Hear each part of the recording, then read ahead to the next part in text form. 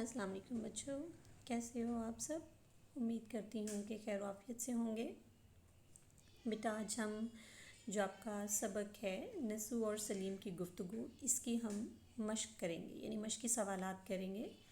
یہ آپ کے سامنے ہے، سوالات کے جوابات آپ کے سامنے ہیں۔ سب سے پہلے ہے بیدارہ نے سلیم کو جگا کر کیا پیغام دیا؟ تو بیٹا اس کا جواب یہ ہے کہ بیدارہ نے سلیم کو جگا کر پیغام دیا کہ صاحبزادے اٹھیے، بالا خانے پر آپ کے والد صاحب آپ کو بلا رہے ہیں۔ دوسرا سوال ہے اس کا، سلیم کی ماں نے سلیم کے ساتھ نسو کے پاس جانے سے کیوں انکار کیا؟ تو بیٹا سلیم کی ماں نے سلیم کے ساتھ نسو کے پاس جانے سے اس لیے انکار کیا تھا کیونکہ اس وقت اس کی گود میں اس کی بیٹی سو رہی تھی۔ اگلا سوال ہے کہ سلیم اپنے بھائی کے ساتھ مدرسے کیوں نہیں جاتا تھا؟ تو اس کا جواب کچھ یوں ہے کہ سلیم اپنے بھائی کے ساتھ مدرسے اس لیے نہیں جاتا تھا کیونکہ اس کا بھائی صبح سویرے ہی امتحان کی تیاری کے سلسلے میں اپنے کسی دوست کے گھر چلا جاتا تھا تاکہ وہاں پہ وہ لوگ مل کر پڑھائی کر سکیں۔ ٹھیک ہے، اگلا ہے سلیم نے 4 لڑکوں کی کیا خوبیاں بیان کی ہیں؟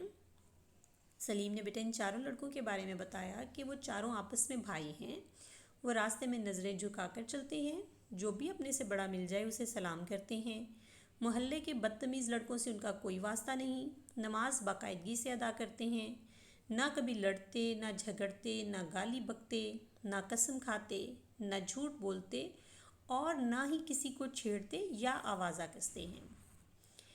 اگلا اس کا سوال ہے کہ حضرت بھی کون تھیں اور انہوں نے سلیم کو کیا نصیحت کی؟ تو جواب یہ کہ بیٹا حضرت بھی جو تھیں یہ ان 4 شریف اور سلجھے ہوئے لڑکوں کی نانی تھیں۔ انہوں نے سلیم کو نصیحت کی کہ بیٹا برا مت ماننا، یہ بھلے مانسوں کا دستور ہے کہ وہ اپنے سے بڑوں کو سلام کریں، کیونکہ بیٹا جب سلیم ان کے گھر گیا تھا تو سلیم نے ان کو سلام نہیں کیا تھا، تو اس پر پھر ان کی جو نانی تھی 4 لڑکوں کی، انہوں نے سلیم کو نصیحت کی تھی کہ بھلے مانسوں کا دستور ہے کہ اپنے سے بڑوں کو سلام کریں۔ بیٹا اس کے بعد آپ کا سوال نمبر 2 تھا محاورات کے معنی لکھنا۔ تو بیٹا محاورات کے معنی جو ہیں یہ چونکہ آپ کو آلریڈی دے چکے ہیں ہم، پھر اس کے بعد سبق کا خلاصہ تو وہ بھی آپ کو دیا جا چکا۔ اس کے بعد سوال نمبر 4 آتا ہے الفاظ کی جمع لکھنی ہے۔ ٹھیک ہے، خبر کی جمع اخبار، کتاب کی جمع کتب، مدرسہ کی جمع مدارس، امتحان کی جمع امتحانات اور مشکل کی جمع مشکلات۔ اس کے بعد الفاظ کا جو تلفظ ہے وہ اعراب کی مدد سے واضح کرنا ہے۔ یہ آپ کے سامنے ہے صورت، صاد پہ پیش، واو پہ جزم، رے پہ زبر اور تے پہ جزم۔ تعجب، تے پہ زبر، آئین پہ زبر، جیم کے اوپر پیش اور تشدید اور اس کے بعد بے پہ جزم۔ مسجد، اس پہ دیکھیں کہ میم کے اوپر زبر، سین کے اوپر جزم، جیم کے نیچے زیر اور دال پہ جزم۔ عمر دراز، عمر میں آئین پہ پیش اور میم اور رے پہ جزم، پھر اس کے بعد دال پہ زبر، رے پہ زبر اور زے پہ جزم۔ اس کے بعد ہے بسر و چشم، بے پہ زبر، سین پہ زبر، رے پہ زبر، واو پہ جزم، چے پہ زبر اور شین اور میم پہ جزم۔ ٹھیک ہے، اس کے بعد اگلا آپ کا سوال ہے متن کو مد نظر رکھتے ہوئے خالی جگہ پر کیجیے گا۔ تو بیٹا یہ ہم نے خالی جگہ پر کرنی ہے لیکن ہم نے متن کو مد نظر رکھنا ہے۔ سلیم کی عمر اس وقت کچھ کم 10 برس کی تھی۔ ٹھیک ہے، نیکسٹ ہے میں اوپر لوٹا لینے گئی تھی۔ تیسرا ہے صورت سے کچھ غصہ تو نہیں معلوم ہوتا تھا۔ سلیم ڈرتا ڈرتا اوپر گیا اور سلام کر کے الگ جا کھڑا ہوا۔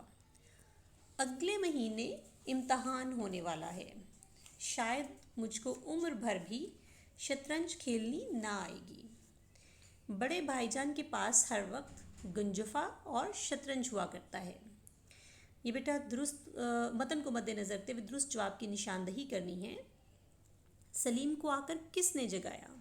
تو اس کے بیٹا 4 آپشن تھیں کہ نسو نے، بیدارہ نے، ماں نے یا حضرت بی نے۔ تو اس کا جو درست جواب تھا بیدارہ نے۔ اگلا ہے کہ میاں اکیلے بیٹھے ہوئے کیا کر رہے تھے؟ تو اس کی آپشن تھیں کہ شطرنج کھیل رہے تھے، کھانا کھا رہے تھے، کتاب پڑھ رہے تھے یا پھر لکھ رہے تھے۔ تو درست جواب کتاب پڑھ رہے تھے۔ نیکسٹ ہے کہ ماں کی گود میں کون سویا ہوا تھا؟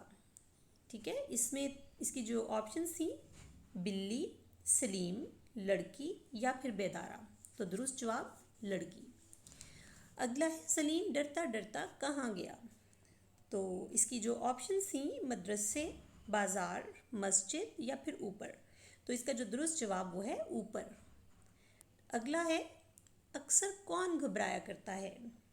मुब्तदी, चोर, झूठा या नालायक? तो दुरुस्त जवाब मुब्तदी। लास्ट है इसका, खेल के पीछे कौन दीवाना बना रहता था? ऑप्शंस में नसू, सलीम, बेदारा या फिर मंझला लड़का। तो दुरुस्त जवाब सलीम। इसके बाद बेटा हम नावल के बारे में पढ़ते हैं।